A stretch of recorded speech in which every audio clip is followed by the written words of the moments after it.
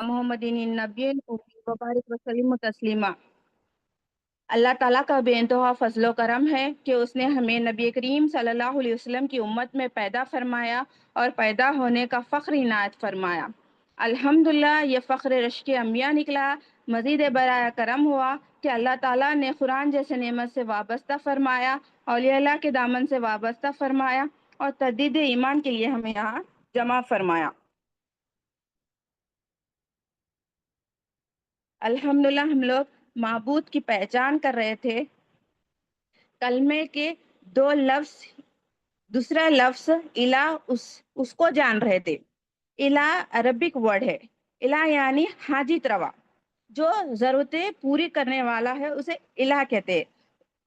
वो और जो हम पहले वाकया अ, सुना रहे थे उसे कंटिन्यू करेंगे इंशाल्लाह। पहले ज़माने में मक्का के बाहर और अंदर कुछ लोग बुत की पूजा करते थे। 360 बुत थे। वो लोग उसकी पूजा करते थे। एक बुत एक हाजतें पूरी करता था, उनको वो गुमान था। जैसे पानी का बुत पानी की जरूरतें पूरी करता है। खाने के लिए एक बुत, जब किसी को प्यास लगती थी तो वो पानी के बुत करने जाता था और मांगता था। वो समझता था ये मेरी पानी की प्यास की हाजित ये पूरी करेगा। अब नबी करीम सल्लल्लाहु अलैहि वसल्लम ने उन्हें कलमे की दावत दी।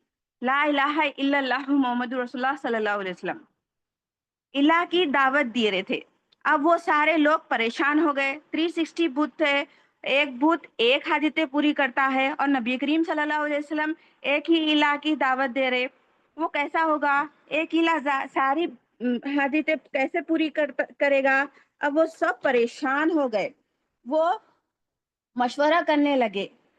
सारे कुफार मुशरिकीन जो थे वो डिसाइड किए कि नबी करीम सल्लल्लाहु अलैहि वसल्लम एक इलाह की दावत दे रहे। तो अब हम वो क्या करें? वो डिसाइड करते हैं कि सब जैसो डिसाइड करते। क्यों डिसाइड करे? क्योंकि वो लोग आपस में लड़ रहे थे। माँ बाप बाप बेटे सब एक दूसरे आपस में लड़ रहे थे। तो वो कहते हैं कि हम ये खत्म करने के लिए नबी करीम सल्लल्लाहु अलैहि वसल्लम के पास जाते हैं। वो प्रपोजल लेकर जाते हैं। वो प्रपोजल क्या था? आप एक इलाह की दावत दे रहे, हम क्या करते हैं? 360 बुत है, उसमें से 359 जो बुत है हम वो निकाल देते हैं और एक जो बुत है उसे रख लेते हैं। एक बुत की हम परस्तिश करते हैं, क्योंकि आप भी एक बुत की दावत दे रहे, हम भी एक बुत की परस्तिश करते हैं। अब ये प्रपोजल लेकर नबी करीम सल्लल्लाहु अलैहि वसल्लम के पास जाते हैं। उनके बारगाह में जाते हैं और अर्ज करते हैं। आप एक इलाह की दावत दे रहे, आप कह रहे हैं कि अल्लाह के सिवा कोई इलाह नहीं है। हम क्या कर रहे? इतने सारे बुत है, उसमें से 359 जो बुत है हम निकाल देते हैं और एक बुत रखते हैं। उन्होंने क्या किया? एक बुत को रखा। लात उज्जात मात ये सब उनके बुत थे। ये बड़े बुत थे। उनके पास क्या था? हाई लेवल के बुत थे, मीडियम लेवल के बुत थे। मीडियम लेवल के बुत जो मीडियम लोगों के लिए थे, हाई लेवल के लोग के लिए हाई लेवल के थे, गरीब के लिए गरीब के थे। तो उन्होंने आपस में डिसाइड किया कि हम लोग उस जात को रखेंगे, यानी उनके पास जो बड़े बुत था और बाकी के बुत को निकाल लेंगे। अब नबी करीम सल्लल्लाहु अलैहि वसल्लम के पास ये प्रपोजल रखे। अब नबी करीम सल्लल्लाहु अलैहि वसल्लम उनको डायरेक्ट इनकार नहीं किए। नबी करीम सल्लल्लाहु अलैहि वसल्लम कह सकते थे कि एक बुत है मुशरिकीन, अब भी तुम लोग, नबी करीम सल्लल्लाहु अलैहि वसल्लम रहमतुल आलमीन है, नबी करीम सल्लल्लाहु अलैहि वसल्लम रऊफुल रहीम है। नबी करीम सल्लल्लाहु अलैहि वसल्लम जो चाहे कर सकते थे। नबी करीम सल्लल्लाहु अलैहि वसल्लम चाहते हैं कि दुनिया के सारे बंदे मोमिन बने और जहन्नुम के आग से बचे। नबी करीम सल्लल्लाहु अलैहि वसल्लम की ख्वाहिश है ये। नबी करीम सल्लल्लाहु अलैहि वसल्लम ने उनको डायरेक्ट इनकार नहीं किया। नबी करीम सल्लल्लाहु अलैहि वसल्लम ने फरमाया, मैं भी जो कहता हूँ एक इलाह की दावत दे रहा हूँ, तुम भी जो है उसको लाओ। तुम कहते हैं कि ये सारी हाजतें पूरी करता है। अब दो दावेदार आए। जब दो दावेदार आते हैं तो क्या करते हैं? जब दो दावेदार आते हैं तो हम उसकी इत्तेबा को देखते हैं। नबी करीम सल्लल्लाहु अलैहि वसल्लम ने फरमाया یہ بت ہے، ہم کچھ شرائطیں رکھتے ہیں، اگر یہ شرائطوں میں یہ اعتبار میں یہ بت ٹک گیا تو ہم سب اس کی پرستش کریں گے، اگر اس میں نہ ٹکا تو اللہ تعالیٰ کی عبادت کریں گے اور اللہ الہ ہے یہ ایمان لائیں گے۔ تو یہ ڈیسائیڈ ہو گیا۔ اب نبی کریم صلی اللہ علیہ وسلم نے فرمایا، کچھ شرائطیں رکھی۔ اب وہ شرائطیں کیا ہے؟ 4 ہے، 4 شرائطیں ہیں۔ 4 شرائطوں کو کیا کہتے ہیں؟ یہ 4 شرائطوں کو اتبار الہی کہتے ہیں، یعنی یہاں پہ الہ ثابت کرے تو اس کو الہ ثابت کرنے کے لیے یہ اتبار الہی کو لیتے ہیں۔ اس میں اگر آ جائے تو وہ کیا ہے؟ الہ ہے۔ 4 شرائطیں ہیں، 4 اتبار الہی ہے۔ الہ کیا ہے؟ الہ کے معنی کیا ہے؟ معبود، اور معبود کے اصطلاحی ترجمہ کیا ہے؟ حاجت روا، جو حاجت روا ہے، جس پوری کرتا ہے اسے معبود کہتے ہیں۔ اب ہم یہ 4 شرائطوں کو دیکھتے ہیں، نبی کریم صلی اللہ علیہ وسلم نے رکھے۔ اس میں پہلا بت کو رکھے۔ اب وہ 4 اعتبار کیا ہے؟ پہلا کیا ہے؟ ذات، دوسرا صفات، تیسرا افعال، اور چوتھا آثار۔ یہ 4 شرائطیں ہیں، نبی کریم صلی اللہ علیہ وسلم نے رکھے۔ اب بت الہ نہیں ہے، نبی کریم صلی اللہ علیہ وسلم ثابت کر رہے۔ اب نبی کریم صلی اللہ علیہ وسلم حکمتاً یہ 4 شرائطیں رکھے اللہ تعالیٰ کے حکم سے۔ پہلا جو اعتبار ہے ذات ہے، ذات میں الہ کیسا ہونا، حاجت روا کیسا ہونا، خدم ہونا۔ خدم کیا ہے؟ عربی لفظ ہے۔ خدم کے معنی کیا ہے؟ خود سے قائم ہونا اور غیر کو قائم کرنے کی صلاحیتیں ہونا، یہ ذات ہے۔ اب بت کو دیکھ کر چیک کر لے، خدم ہے یا نہیں۔ بت خود سے قائم ہے؟ نہیں، بت کا خالق ہے، بت کو کسی نے بنایا ہے۔ پہلا اعتبار میں ہی قائم نہیں ہے وہ، خدم نہیں ہے وہ، تو کیا ہے؟ عدم ہے۔ اب دوسرا صفات میں الہ کیسا ہونا؟ نبی کریم صلی اللہ علیہ وسلم نے فرمایا کامل ہونا، اصل طامات نقص اور زوال سے پاک ہونا۔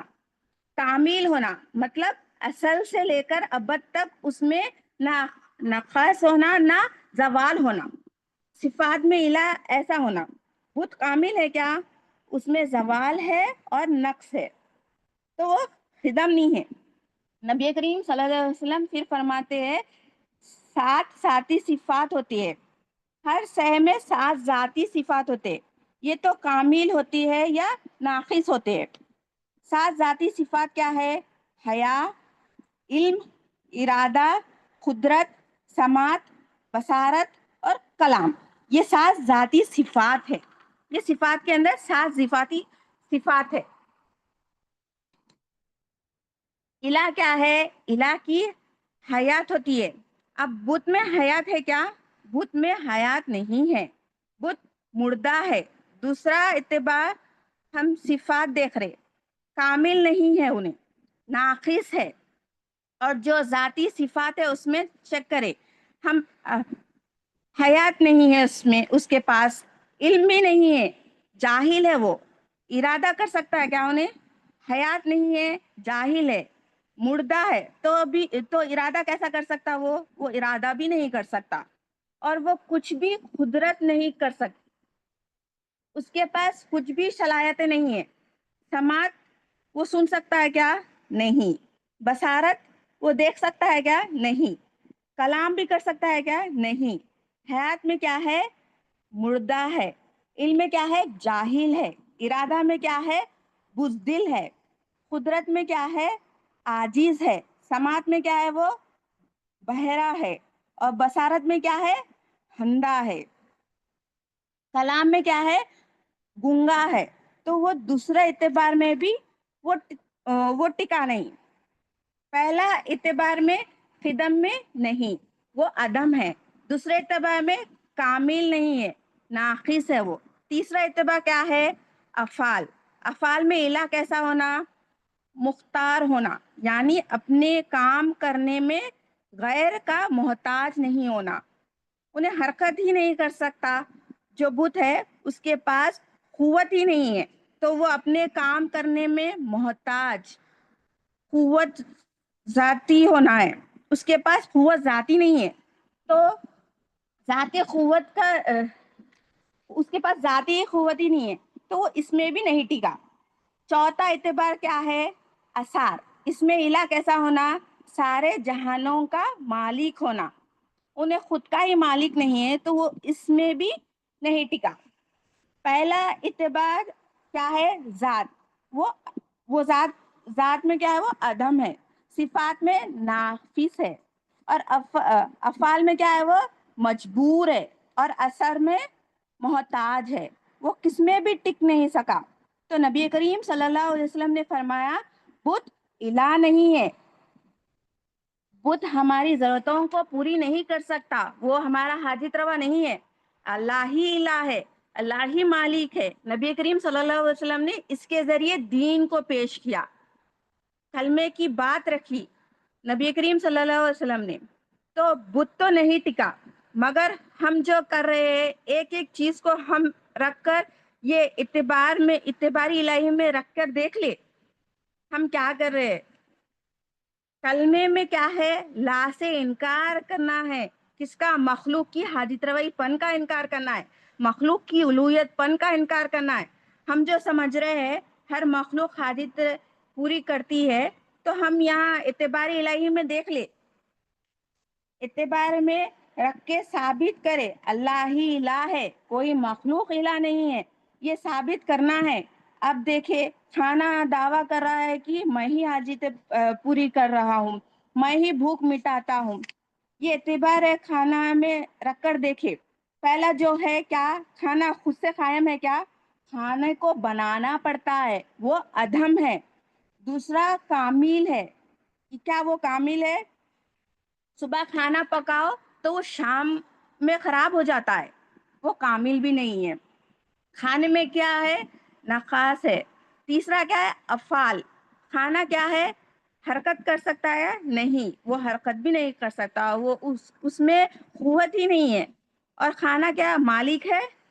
اس کا خود مالک ہے، کوئی لایا تو وہ آتا ہے. تو یہ چار قدم میں بھی وہ ٹکا نہیں. اسی طرح سے ہر چیز الہ نہیں ہے.